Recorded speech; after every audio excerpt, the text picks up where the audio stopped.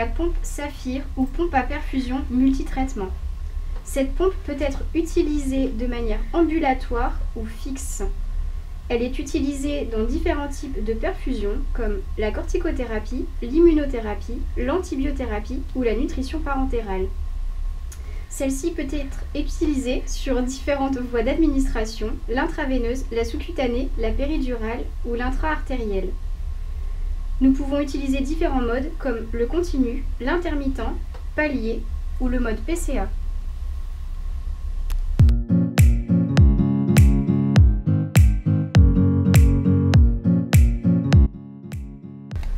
Pour pouvoir remettre la pompe sur le socle, nous observons 2 encoches sur le bas de la pompe et sur le socle, nous observons 2 crochets. Afin de remettre la pompe correctement sur le socle, nous l'emboîtons sur le bas du socle, poussons la pompe en arrière et poussons le crochet du haut afin de la clipser. Pour faire pivoter l'accroche du socle, tirez l'accroche, faites pivoter et relâchez une fois la position attendue obtenue.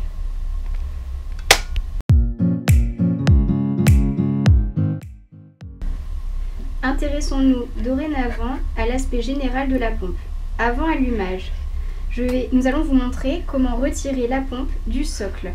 Le retrait s'effectue sur le haut de la pompe. Retirez le clips en arrière et tirez la pompe vers vous.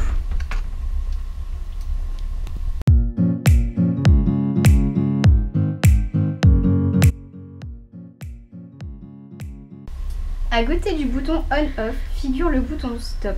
Celui-ci permet au patient d'arrêter la perfusion en cours si nécessaire.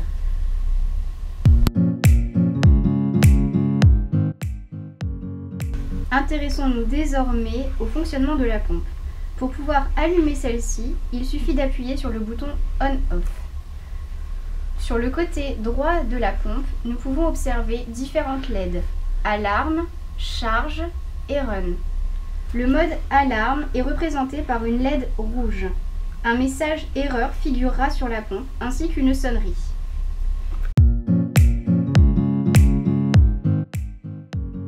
Le mode charge est représenté par une LED orange. Celle-ci clignote lors de la charge. Une fois que la charge est complète, la LED est en orange fixe.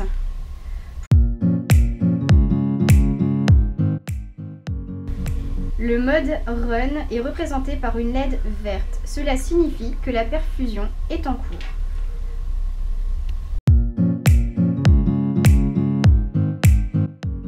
La pompe Saphir fonctionne sur batterie.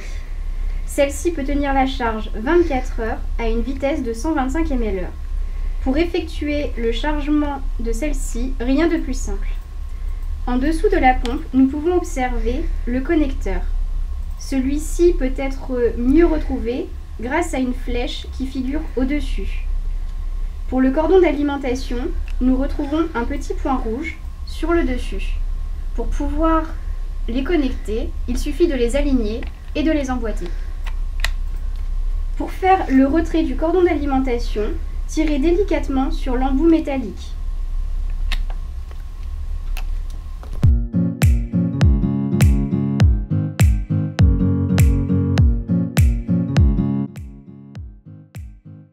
Intéressons-nous désormais aux différents modes de perfusion. Commencez par allumer la pompe en appuyant sur le bouton On-Off.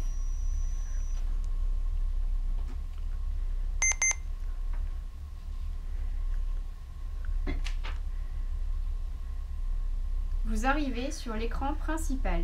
Appuyez sur Options. Allez sur Mode Perfusion. Le code doit être entré. Nous voici désormais sur les différents modes de perfusion.